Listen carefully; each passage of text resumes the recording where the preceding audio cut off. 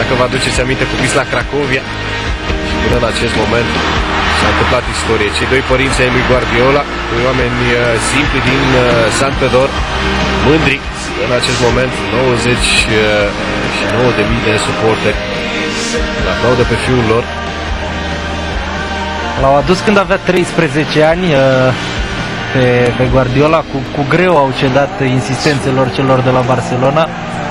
Era pe atunci un puști și, vă rog, despărțirea s-a lăsat cu lacrimi, ca la orice copil care pleacă de lângă părinții săi. Santpedor e pe undeva pe la vreo 100 de kilometri de Barcelona și când a fost cazat în La Masia, lucrurile pe care le-a spus mamei sale au fost: mamă, stai liniștită, sunt bine, în fiecare dimineață văd terenul de fotbal și asta o să compenseze faptul că sunt departe de voi. Tranquil armonia del seu cant. Înainte de discursul lui Guardiola, o melodie în catalană, probabil una dintre preferatele tânărului tehnician. Întreg stadionul a fost plin astăzi cu aceste mesaje pe toate rețelele sociale, pe Twitter, pe Facebook. Au fost mesaje de mulțumire pentru Pep Guardiola.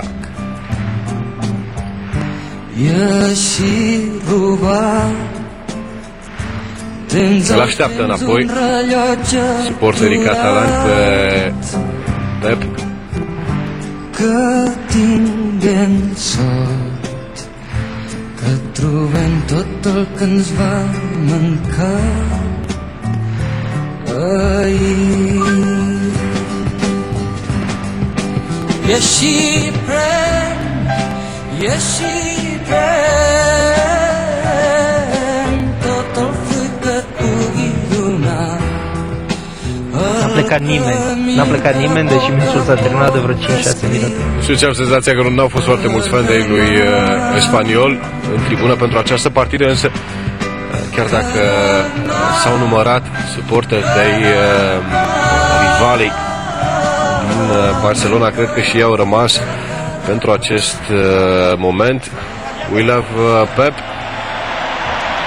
Sigla Barcelonei, locul inimii la această fază, și discursul lui Guardiola n-a fost anunțat, era însă foarte probabil.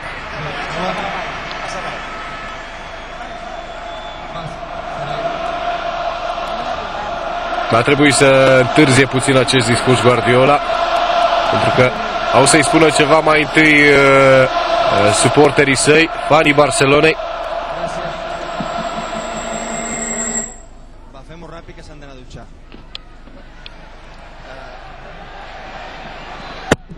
Bé, molt bona nit a tothom.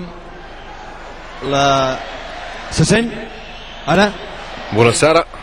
Molt bona nit a tothom. Probele de microfon acum. Em sembla que la vida m'ha fet aquest regal, que durant 5 anys Consideră că viața i-a făcut acest cadou, că timp de 5 ani de zile a putut să se bucure de acest minunat spectacol. Se simte ca un om privilegiat.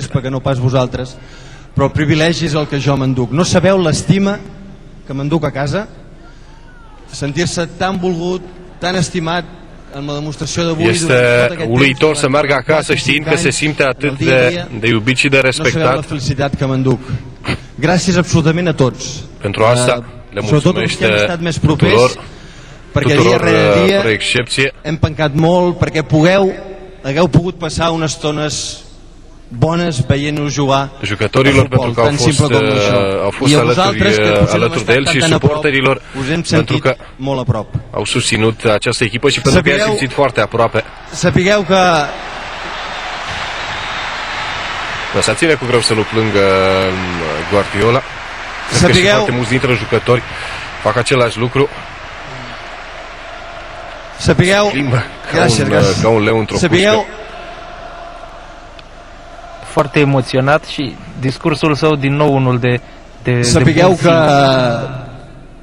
que us trobaré molt a faltar, que el que més perd de tot això sóc jo, que jo us deixo amb les millors mans absolutes, primer aquests jugadors que ja heu vist durant tot aquest de temps, però el cinturó apretava molt i jo me'l descordo. Estimats, vosaltres no cal que ho feu. A învățat foarte Seguiu-lo mult. tenint ben cordat, perquè això tindrà llarga vida. Us desitjo tot el millor a tots că viața i molta, este moltíssima lungă. sort i fins aviat, que a mi no em perdreu mai. Și le urează succes foștilor săi elevi, urează succes și lui Vilanova. Nu o să mă aruncați. Ne aducem Știe ce aminte urmează. de acele faimoase imagini după cele două finale, prima la Roma, a doua la Londra pe noul Wembley, între capitanul său Carles Puyol și discuții între Puyol și Guardiola și din nou este purtat pe brațe Guardiola, chiar și la înfrângere.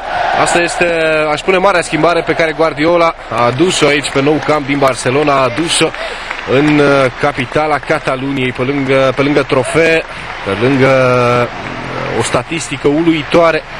Acest tânăr tehnician catalan i-a învățat pe elevii săi, dar și pe suporterii Barcelonei respectul și bucuria chiar și la înfrângere. Real Madrid este campioana Spaniei, Bayern sau Chelsea campioana Europei. Pentru Barcelona este foarte posibil ca acest sezon să se termine fără niciun fel de trofeu, însă iată întreg lotul de jucători reușind să-i ofere lui Guardiola o uluitoare despărțire, așa ceva nu știu cât de des s-a întâmplat. Se revanșează astfel toată suflarea catalană pentru acea despărțire tristă de care Guardiola a avut parte în 2001, atunci când juca pentru ultima oară în tricoul blaugrana. Acum are parte de un adio cum cred că de la Johan Cruyff încoace nu a mai avut parte absolut nimeni. Cam asta înseamnă Barcelona: pasiune, unitate și o filosofie care l-a ajutat pe acest om să devină unul dintre cei mai de succes antrenori din istoria fotbalului. David Villa este și el prezent, Alexis Sanchez nu avea cum să lipsească, chiar dacă este accidentat. Acum Guardiola vrea ca toată lumea să plece acasă, probabil, să poată încheia această seară. N-a fost niciodată un om care să îndrăgească această expunere. Un lucru remarcabil în discursul său de mai devreme, nu poate să plece toată spunând ăștia la revedere de la toată lumea. A spus, mi-ați dat 5 ani, el pune și anul de la Barça B. De la Barça B, da. Tot timpul a vorbit. A câștigat titlul și cu Barça B, numai că era în Liga 3-a, ce se întâmpla în Segunda B. Doi părinți foarte mândri în această seară și un pasillo pentru ieșire pentru Pep Guardiola, legenda vie a fotbalului catalan, legenda vie a fotbalului mondial. Pentru ultima oară iese ca antrenor al Barcelonei pe acest deja mitic tunel, pe acest stadion plin de oameni și plin de recunoștință. O seară magică pentru Barcelona. A fost și un meci, apropo, înainte de acest moment emoționant. Barcelona-Espaniol s-a terminat 4-0, 4 goluri marcate de Messi, cel mai probabil noua gheată de aur a Europei. Suntem Dragoș Caretaș și Sergiu Petre. Vă mulțumim pentru atenție și ne despărțim de voi cu acest minunat cant al Barça. Toate cele bune!